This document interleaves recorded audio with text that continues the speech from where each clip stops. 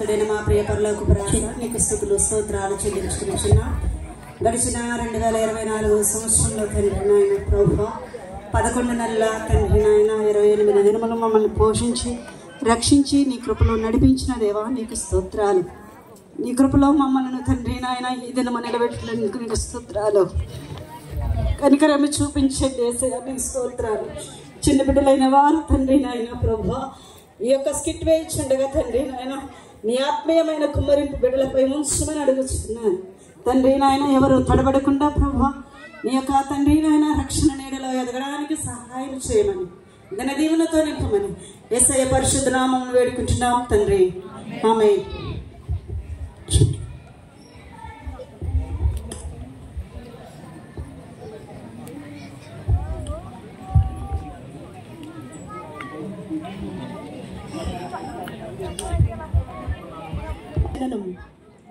ఆదియందు దేవుడు సకల సృష్టిని చేశారు. భూమి ఆకాశములను అందుగల సమస్తమును సృజించారు. ఆయన ఏదేను అని తోటను వేశారు. అది రమ్యమైన వనం. అన్ని రకముల పండ్లు అన్ని వేళలా కాస్తుంటాయి. ఆ తోటకు కాపలాగా సృష్టిని అల్లడానికి ప్రతిరూపంగా దేవుడు ఆదామును చేశారు. అతడు ఆదాముకు సాటి అయిన సహాయంగా దేవుడు హవ్వను చేశారు. ఆమె హవ్వ అనగా జీవము గల ప్రతిదానికి తల్లి. వారికి పాపం తెలియదు, దుఃఖం, బాధ, మరణం ఏమాత్రం తెలియదు. అదొక నెమ్మది మహిమతో కూడిన కాలం. ఒకరోజు దేవుడు ఆదాముతో ఇలా అన్నారు, ఆదామా, ఈ తోటలోనున్న ప్రతి వృక్ష ఫలమును నీవు నిరభ్యంతరముగా తినవచ్చును. అయితే మంచి చెడ్డుల తెలివినిచ్చు వృక్ష ఫలములను నీవు తినకూడదు. నీవు వాటిని తిను దినమున నిశ్చయముగా చచ్చెదవు. ఒకనాడు ఏది జరగకూడదో అదే జరిగింది. అపవాది అనియు సాతాననియు పిలువబడే దుష్టశక్తి ఏదైనా తోటను ధ్వంసం చేయాలనే పథకం వేసుకున్నాడు. వాడు దేవునికి విరోధంగా తిరగబడిన ఒక దేవదూత. వాడు సర్పంలో ప్రవేశించాడు. ఒకనాడు సర్పం హవ్వతో ఇలా మాట్లాడింది, అవ్వా, ఇది నిజమేనా? ఈ తోట చెట్ల ఫలములలో దేనినైనా తినకూడదని దేవుడు చెప్పారా? ఈ తోట చెట్ల ఫలములు మేము తినవచ్చును. అయితే ఈ తోట మధ్యలో ఫలములు కూర్చి మీరు చావకుండానట్లు వాటిని తినకూడదనియో ముట్టకూడదనియో చెప్పాను. మీరు చావనే చావురే. ఎలయనగా మీరు వాటిని తినదినమున మీ కన్నులు తెరబడిండు. మీరు మంచి చెట్లను ఏరిన వారే దేవదత్తల వలె ఉందురు. అబ్బా, ఇది కన్నులకు చాలా బాగుంది. చాలా రకంగా అందంగా కనిపిస్తుంది. ఇది తప్పకుండా తినాలి.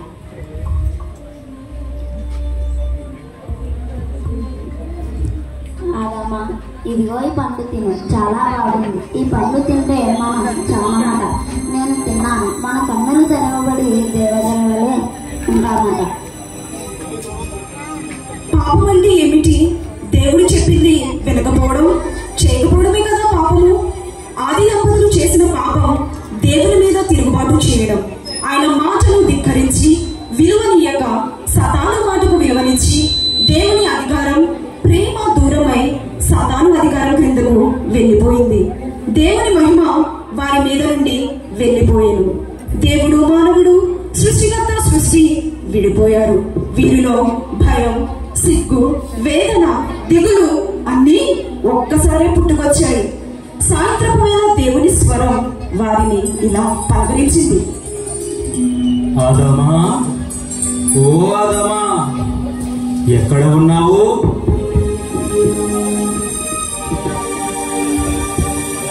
నేను ఈ తోటలో స్వరం విన్నప్పుడు దిగంబరిగా నుంటిని గనుక భయపడి దాగుంటిని.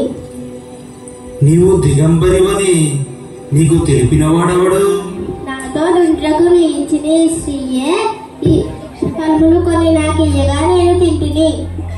అమ్మో, ఇన్ని చారీలా! హవ్వా, నీవు చేసిందేమిటి?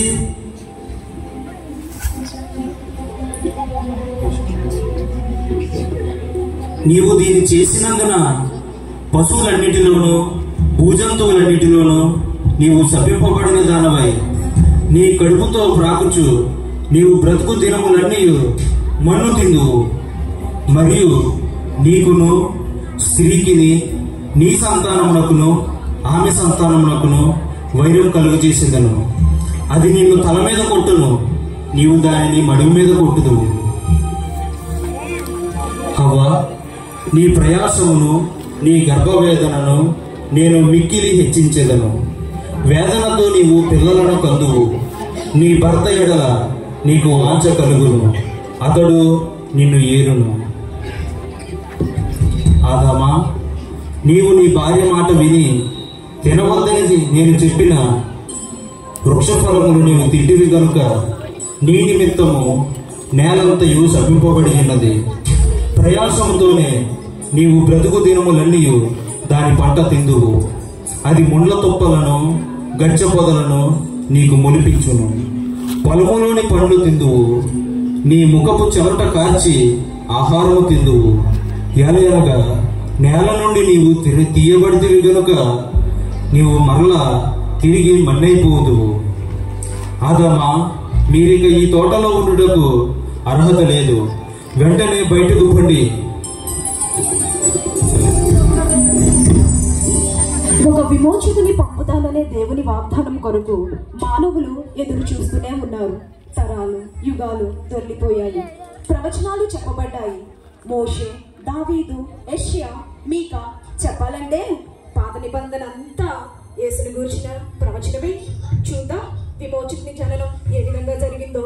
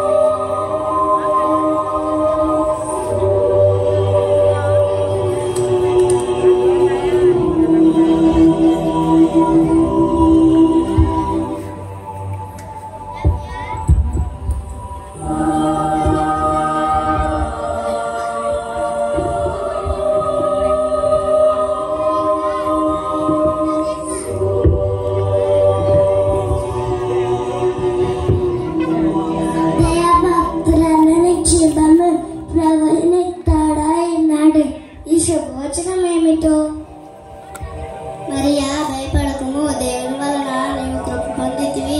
ఇదిగో నీవు గర్భము ధరించి కుమారుని కని ఆయనకు యేసు అని పేరు పెట్టెదవు. ఆయన గొప్పవాడే, సర్వోన్నతుని కుమారుడు అనబడును.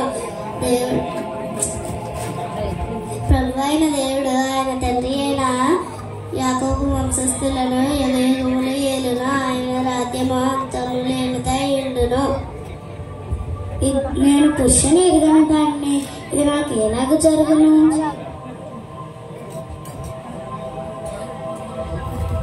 పరిశుద్ధాత్మ నీ మీదకి వచ్చింది, సర్వోన్నతుని శక్తి నిన్ను కమ్మును గనుక పుట్టబోయే శిశువు పరిశుద్ధుడై దేవుని కుమారుడు అనబడును. మరియు నీ బంధువురాలు ఎలిజబెత్ కూడా తన వృద్ధాప్యమందు ఒక కుమారుని గర్భం ధరించినది. గొడ్రాలు అనబడిన ఆమెకు ఇది 6వ మాసం. దేవుడు చెప్పు ఏ మాట అయినాను నిరర్థకం కానేరదు.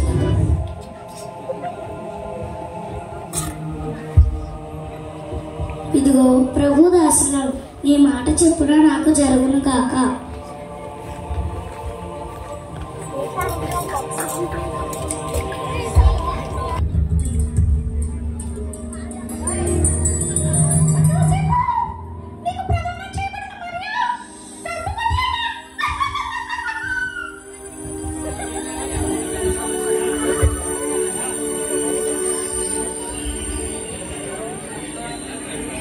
మరియా గర్భవతి తెలియజేశారు. ఎలా సాధ్యం?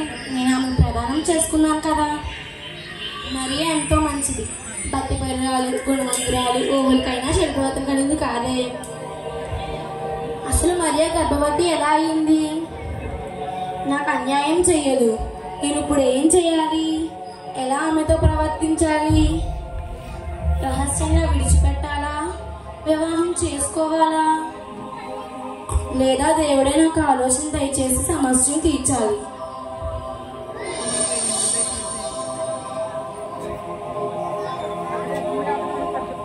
ప్రభువా, నేను మరియు నీ బిడ్డలమే. మమ్మల్ని సమస్య నుండి విడుదల చేయండి దేవా. ఆమేన్.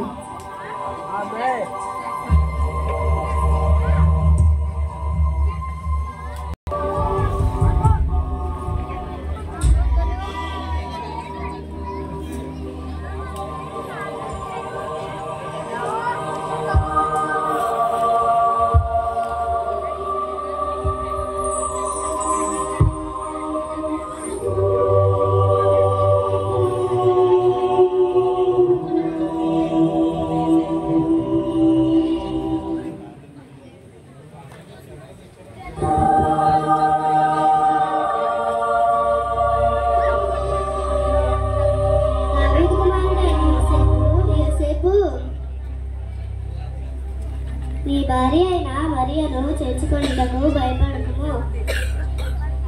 ఆమె కుమారుని కనను. పరిశుద్ధాత్మ వలన కలిగి ఉన్నది. ఆమె యొక్క కుమారుని కనను. తన ప్రజలను వారి పాపములను ఆయన రక్షించును గనుక అతనికి యేసు అని పేరు పెట్టుదు.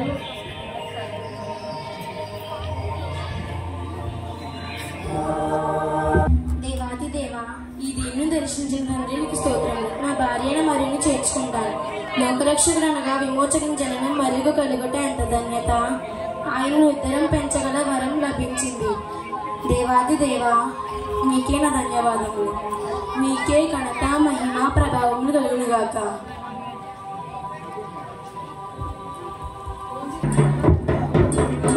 ఆలకించండి ఇశ్రాయేలు గోత్రపు జనులారా, నజరేతు వాసులారా, రోము పరులారా, సర్వలోకమునకు ప్రజా సంఖ్య వ్రాయవలసినదిగా మహారాజు రాజశ్రీ శ్రీ కైసర చక్రవర్తి గారు జనాభా సంఖ్య లెక్కించుచున్నారు. కావున మీరందరూ జనాభా లెక్కల్లో వ్రాయించుకొనుటకు మీ జన్మస్థలములకు వెళ్ళవలసినదిగా ఆజ్ఞాపించుచున్నారు.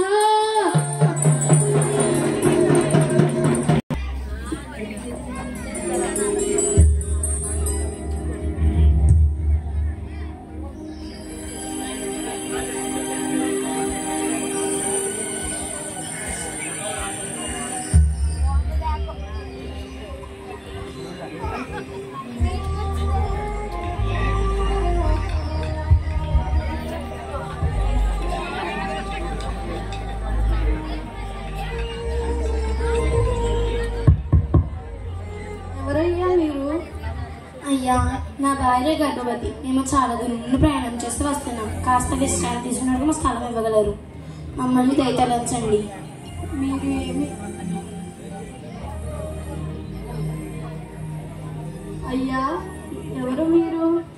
మా సత్రం అంతా నిండిపోయింది. నేనేమీ సహాయం చేయలేదు. మీకు ఇక ముందు అక్కడక్కడ కొన్ని సత్రాలు ఉంటాయి, అక్కడికి వెళ్ళండి.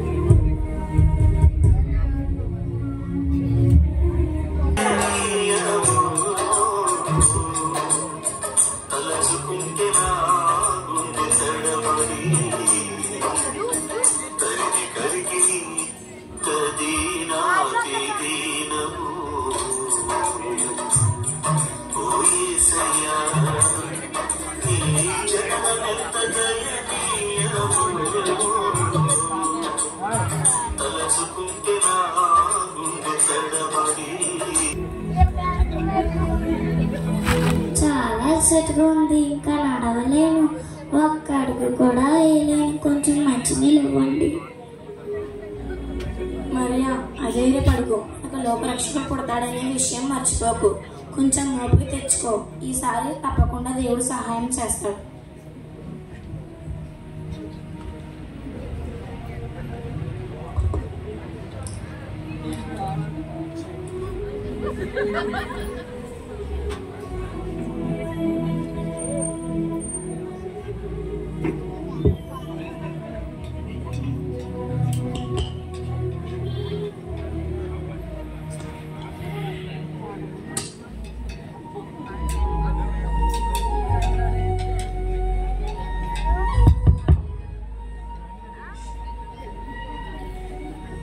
దేవా, మాకిక మీరే దిక్కు.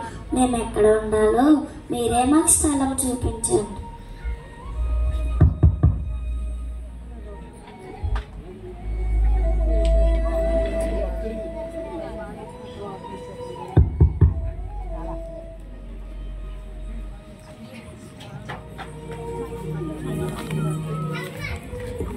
ఎవరయ్యా మీరు?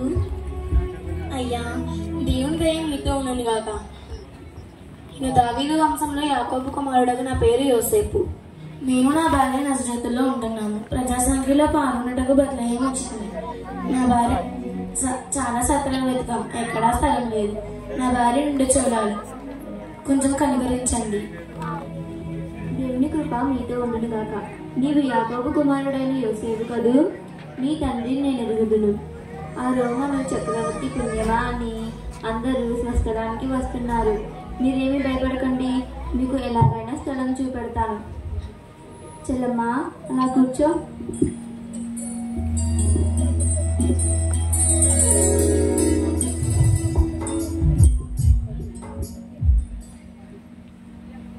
అతడు యోసేపే కదూ? తన భార్య అయిన మరియను స్వీకరించకముందే తన గర్భవతి అయింది. తెలుసా, తన బంధువురాలైన ఎలిజబెత్ వృద్ధాప్యంలో ఉన్నప్పుడు దూత మరియు వారి దగ్గరకి వచ్చి మీకు విమోచకుడైన మెస్సయ్య పుడతాడని చెప్పుకున్నట్లు ఆ నోట ఈ నోట విన్నాను. వీళ్ళు మన దగ్గరకి రావడం దేవుని కార్యమేమో. దేవుని తలంపులను మనం అర్థం చేసుకోగలమా? అయినా సాటి వారిని ఆదరించడం మన ధర్మం. అయినా పాపం వీళ్ళు చూడు ఎలా అలసిపోయారో. వీళ్ళని చూస్తుంటే నాకు చాలా జాలి వేస్తోంది. ఈ సిదర్ చక్రవర్తి చచ్చి రోమాల అధికారం మన మీద నుండి ఎప్పుడు తొలగిపోతుందో అప్పుడే మనకు మనశ్శాంతి. తప్పు, అలా మాట్లాడకు. దేవుని అనుమతి లేకుండా మన మీద ఏ అధికారం ఉండదు. అయినా సాటి ఏ అధికారం ఉండదు. మనము మన పితరులు పాపం చేయబట్టే మనలను ఇలా శత్రువులకు అప్పగిస్తున్నారు. మనలను వారి వారి నుండి విమోచించి విమోచకుడే పుడితే మనం ఎంత భాగ్యవంతులమో. సరే, వాళ్ళతో మాట్లాడదాం కదా. సత్రం అంతా ముందు వచ్చిన వారితో నిండిపోయింది. పశువుల శాలలో పశువులన్నిటిని ఒక మూల కట్టి ఉంచాను. ఎందుకైనా అవసరం వస్తుందేమోనని శుభ్రం చేయించాను. నీకు కావాల్సిన సహాయం అంతా నేను చేస్తాను, సరేనా? వెళ్దాం. దేవుని చిత్తం ఎలాగ జరిగినో అలాగే జరిగింది కాక. సరే, వెళ్దాం పదండి.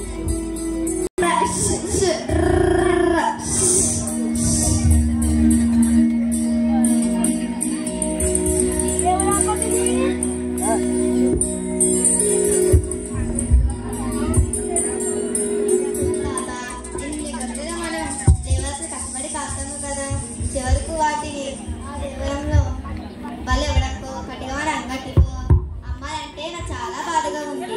నాయనా, ఇవి దేవుని బలి కోసం పుడుతున్నాయి. దేవునికి బలి అర్పించడానికి దేవుడు ఏర్పాటు చేశారు. బలి పశువులను కాసే ధన్యత మనకు కలిగించినందుకు మనం సంతోషంతో ఆయన స్తుతించాలి. అయితే అయ్యా, ఒక అనుమానం చిన్నప్పటి నుంచి నా మనసులో ఉండేది. అడగనా? అడుగు నాయన, తెలియని అడగడంలో తప్పులేదుగా. ఈ గొర్రెను మన కాపుర్యాత కోసం బలిగా ఇస్తావు కదా. గొర్రె అమాయక జీవి కదా, దానికి దొంగతనం మోసం తెలియదు కదా. అది ఎప్పుడు అబద్ధం ఆడదు, దేవుని దూషించదు. అలాంటి గొర్రెల రక్తం పాపానికి ఎలా పరిహారం అవుతుంది? దేవుడు ఎందుకు వీటి రక్తం అర్పించమన్నాడు? సరిగా నా మనసులో కూడా సందేహమే ఉంటుంది. ఈ గొర్రెలు అంటే నాకు చాలా ఇష్టం. మానవ పాపాల కోసం వీటిని ఒక్కొక్కదాన్ని బలిస్తారని ఆలోచిస్తే నాకు చాలా బాధగా ఉంది. మీరిద్దరూ అడగవలసిన ప్రశ్న అడగాలి. మీరు ఇంత చక్కగా ఆలోచించినందుకు నాకు చాలా సంతోషంగా ఉంది. ఈ బలులన్నీ రాబోయే బలికి సాదృశ్యం. ఈ బలి ఏదైనా తోటలో ప్రారంభమైంది. ఇదిగో కన్యక గర్భవతి అయి కుమారుని కన్నది. అతనికి ఇమ్మానుయేలు పేరు పెట్టబడను అని యెషయా ప్రవచించాడు. దేవుడు గొర్రెపిల్ల వలె అతను పేర్పడ్డారు. మనందరి దోషంలో ఆయన మీద మోపబడాలి. మనందరి రక్తదానం వలన ఆయనకు పాప ప్రాయశ్చిత్తం కలుగుతుంది. దేవుని దయ ఉంటే నాకు విమోచకుని చూసే భాగ్యం లభిస్తుంది.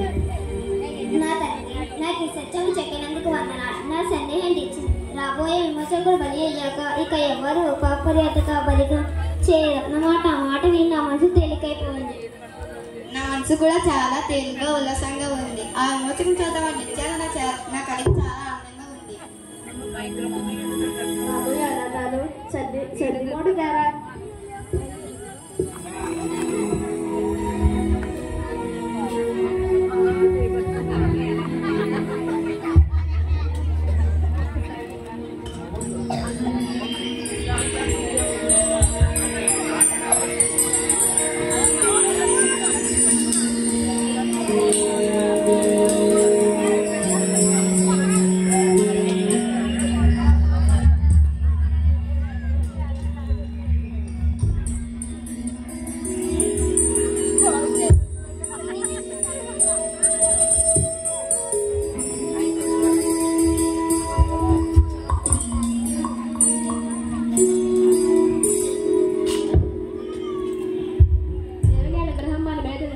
ఆ దేవాది దేవునికి మహిమ కలుగును.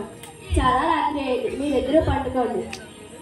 నేను ప్రార్థన చేసుకుంటాను. నాకు నిద్ర వచ్చినప్పుడు సీమోను నిన్ను లేపుతాలే, పండుకోండి.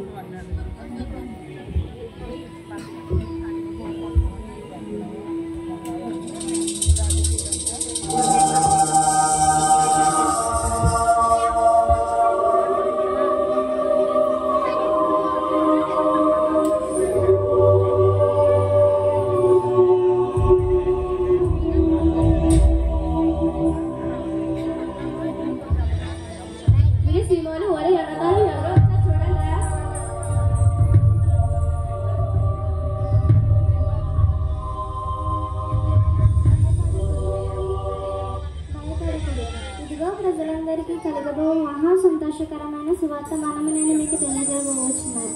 దావీదు పట్టణమందు నేడు రక్షకుడు మీ కొరకు పుట్టి ఉన్నాడు. ఈయనే ప్రభువానే క్రీస్తు. దానికి ఇదే మీ ఆనవాలు. ఒక శిశువు పొత్తి గుడ్డలతో చుట్టబడి యొక్క తట్టులో పండుకుని ఉంటా మీకు సూచదు. సర్వోన్నతుని స్థలములలో దేవునికి మహిమయు, ఆయన ఇష్టలైన మనుషులకు భూమి మీద సమాధానం కలిగిన గాక.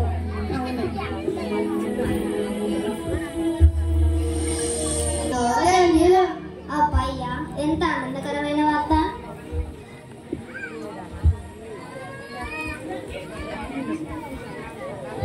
తాత, అయ్యా వెళ్దాం. పశుల తట్టులో పండుగ పెట్టారా? అదేంటి నాన్న, వాళ్ళ రక్షక పెట్టడానికి ఇల్లు లేదా? వాళ్ళ అమ్మ నాన్నకి ఇల్లు లేదా? మీ సందేహాలన్నీ అక్కడికి వెళ్ళాక తీర్చుకుంటూ కానీ మన మాటలు విన్నట్టుగా దోతలు మన దగ్గరికే రావడం ఆశ్చర్యం కదా. దేవుడు నా చిరకాల వాచి తీర్చారు. బాబు యోనాదాను మందంతటిలోని మంచి బలిసిన తొలుచులు చూసి గొర్రెని తీసుకున్నరా. మనం ఇప్పుడే వెళ్ళి ఆ బాలరక్షకుని చూచి వద్దాం. అయ్యా, ఈ సంగతి మన గొర్రెల కాపరికి చెప్పవద్దా? మనం వెళ్ళి వచ్చాక చెప్తాం. ఉదయమే వాళ్ళు కూడా వెళ్ళి వస్తారు.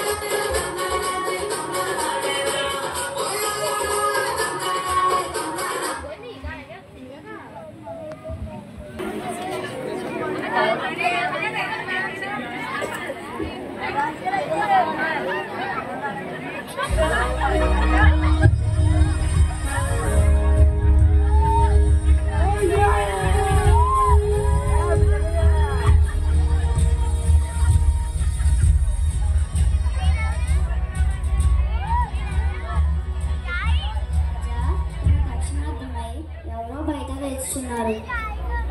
ప్రవేశపెట్టము. చిత్తం మహాప్రభు.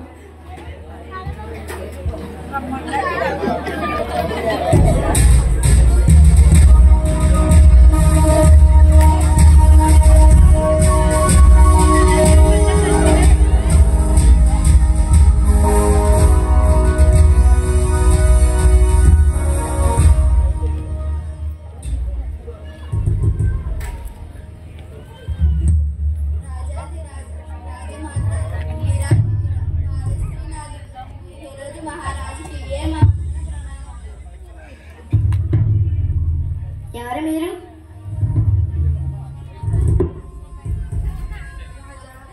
తూర్పు దేశం నుండి వచ్చిన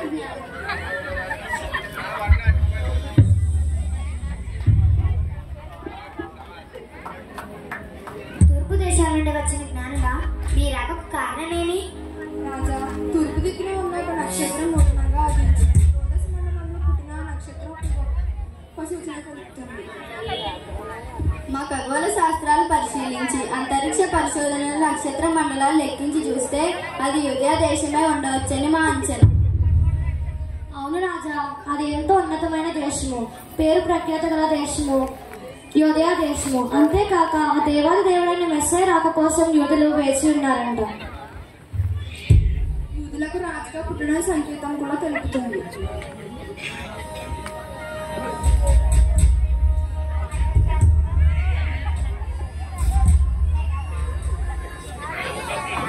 నక్షత్రం కొత్తగా పుట్టడం ఏమిటి? యూదులకు రాజు పుట్టడం ఏమిటి? ఆ పుట్టినవాడు మా మందిరంలో ఉంటారని తలంచిన ఎత్తుకోవచ్చారా? అలాంటిది మా మందిరంలో ఏం జరగలేదు. మీ వెర్రి మాటలు కట్టుబెట్టి మీ దారిని మీరు వెళ్ళిపోండి.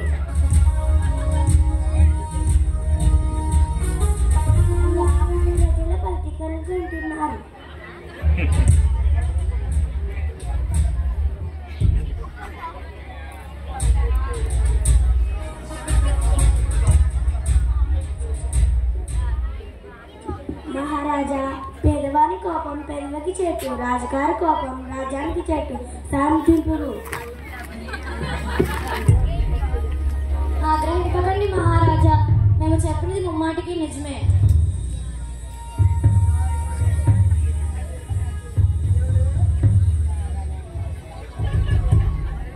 అవతారమూర్తిని దర్శించి పూజించడానికి ఎంతో దూరదేశాల నుండి బయలుదేరి తుదకు మీ దగ్గరికి చేరుతుంది రాజన్న మాట నమ్ము.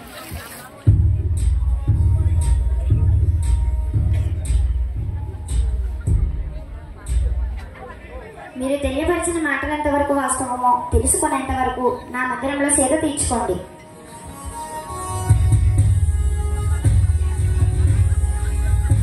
జ్ఞానులైన విశ్రాంతి నందులకు నా భవనమునకు తీసుకొని పోము. చిత్తం మహా.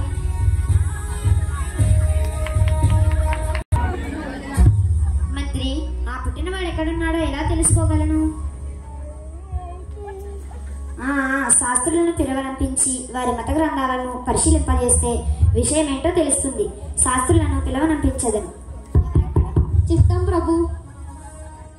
మీరు వెళ్ళి శాస్త్రులను నేను రమ్మన్నానని తీసుకొని రమ్ము. చిత్తం ప్రభు.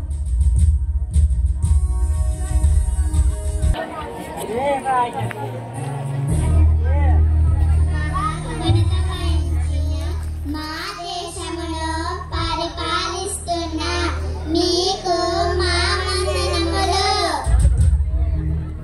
ప్రధాన యాజక, శాస్త్రులు రండి, ఆశ నిలకండు.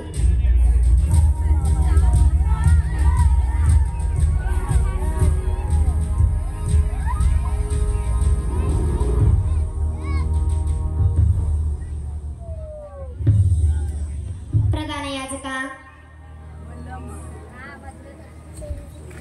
అవును ప్రభు, శపవచనం నలువైపు జరిగినే ఉంది.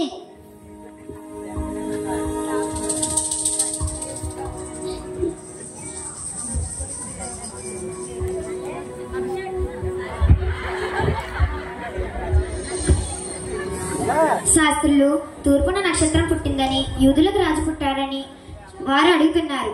అటివాడు మీ మత గ్రంథాలలో ఎవడైనా ఉన్నాడా? మీ గ్రంథాలు పరిశీలించండి. ఏలయంగా మనకు శిశువు పుట్టాడు, మనకు కుమారుడు అనుగ్రహింపబడెను.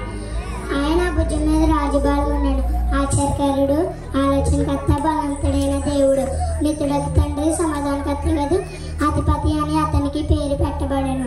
యెషయా 9:6లో రాయబడిన ప్రభు. కాబట్టి ప్రభు తన యొక్క సూచన మీకు చూపము, ఆలకించుడి. కన్యక గర్భవతి కుమారుని కని అతనికి ఇమ్మానుయేలు అని పేరు పెట్టెను.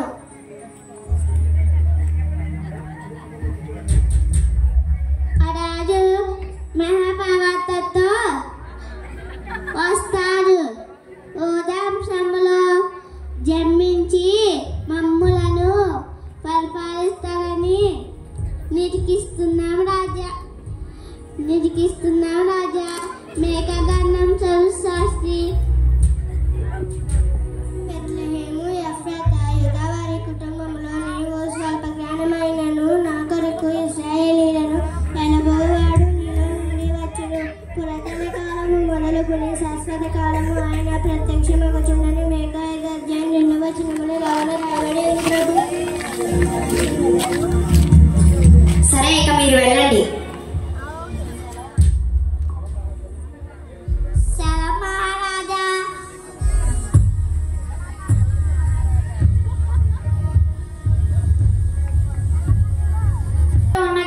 తీసుకొని రమ్ము. చిత్తం ప్రభు.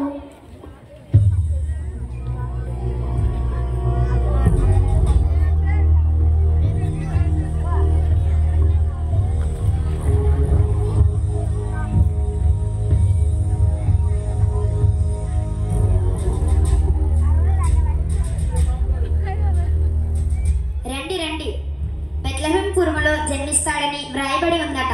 మీరు వెళ్ళి ఆ బాలుని దర్శించి తిరుగు ప్రయాణంలో నాకు తెలియపరచండి. ఆ పుట్టినవాని పురిట్లోనే హతం చేయకపోతే నా సింహాసనానికి ముప్పు వాటిల్లును.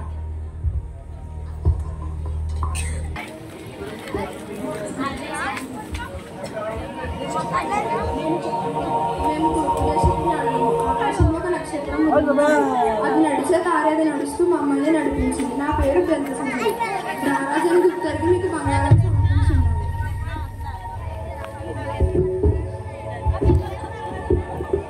నా పేరు మెల్కీసెదెకు. ఆయన యాజకుడని గ్రహించి నేను ఆయనకు సాంబ్రాణి అర్పణంగా తెచ్చి. నా పేరు జాస్పర్. ఆయన మహాయాగము కలిగించినాడని ఆయనకు బోళమును సమర్పించున్నాను.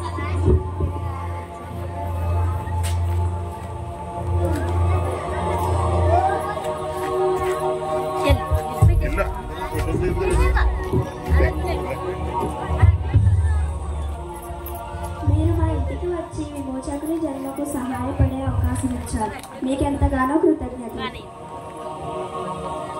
నా సత్రం పశువుల చాలా ఎంత ధన్యమైనవి.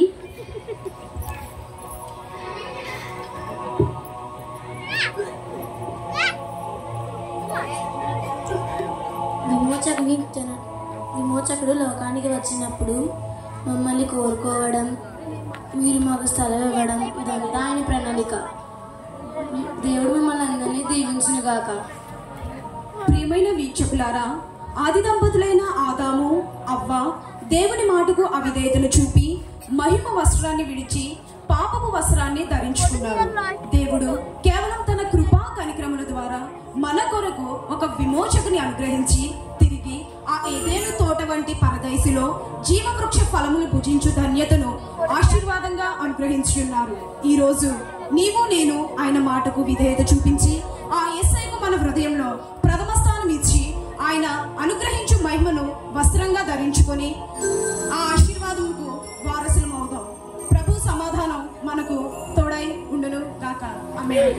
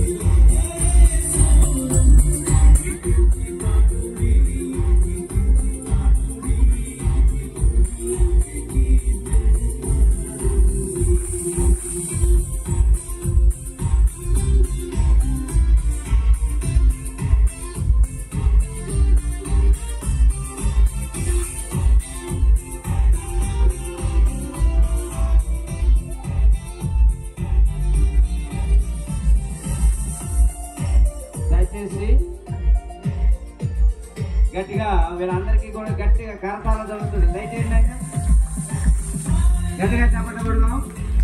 అమ్మ మీరు లేచి నిలబడండి, మీరు అందరూ లేచి నిలబడండి, అందరూ లేచి నిలబడండి. గట్టిగా చప్పట్లు కొడదాం ఒకసారి, గట్టిగా గట్టిగా గట్టిగా కరతాళం జరుగుతుంది.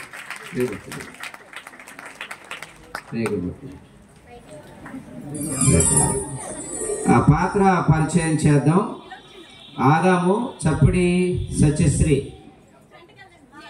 మీరు అనుకోండి, లేకపోతే అక్కడికి వెళ్ళండి. ఒక్కొక్కరు పిలుద్దాం. పాత్ర పరిచయం ఆదాము. అప్పుడు ఇది మేకప్ ఇప్పేసినట్టుంది.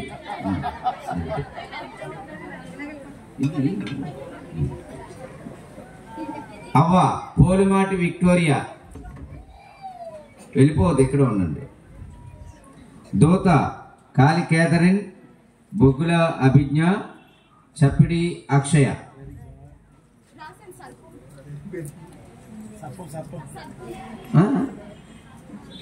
ఇక్కడ ఇచ్చిన పేర్ల ప్రకారంగానే ఆ షార్ప్ మాట ఇక్కడ పేరు రాయలేదు. కొండ్రు ఏం పేరు దీని పేరు? కొండ్రు శ్రీవల్లి. ఇక్కడ సర్పంచ్ రాయలేదు.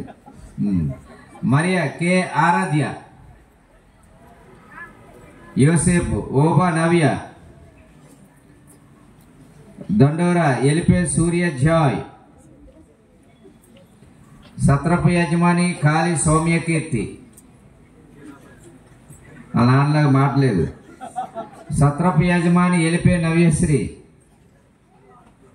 సత్రపు యజమాని భార్య జెస్సి, గొల్లలు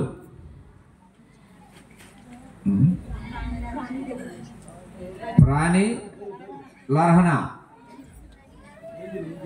సీమోను తండ్రి ఐ సుమ, యోనాతాను కే జెస్సి, మంత్రి చప్పిడి సృజనావల్లి, రాజు ఎం అక్షయ, ఒకటవ జ్ఞాని జె నిస్సి, రెండవ జ్ఞాని ఐ వెన్నెల, మూడవ జ్ఞాని ఓబా పావుని. కొద్దిగా చిన్నపిల్లల ముందుకు రప్పించారు. చిన్నపిల్లల ముందుకు రామా, చిన్నపిల్లల ముందుకు రండి, చిన్నపిల్లల ముందుకు రండి. భటులు ఎస్ చేతన్ హర్ష, భటులు 2 ఎస్ జాయ్, శాస్త్రులు ఆర్ వల్లి పుష్ప. ఆ పేరు పిలిచినప్పుడు సిహెచ్ కుసుమ, కె నవ్య స్వరూప, ప్రధాన యాజకుడు పి రాజ్ మనీష, దేవుని స్వరము ఎస్ ప్రకాష్, సూత్రధారి బండి భారతి. చక్కటి స్కిట్ నిర్వహించినటువంటి సండే స్కూల్ టీచర్ గారు అరుణ గారు. వీళ్ళందరికీ కూడా గట్టిగా ఒకసారి కరతాళ ధ్వనితో గట్టిగా చప్పట్లు కొడదాం. కరతాళ ధ్వనితో చప్పట్లు కొడదాం.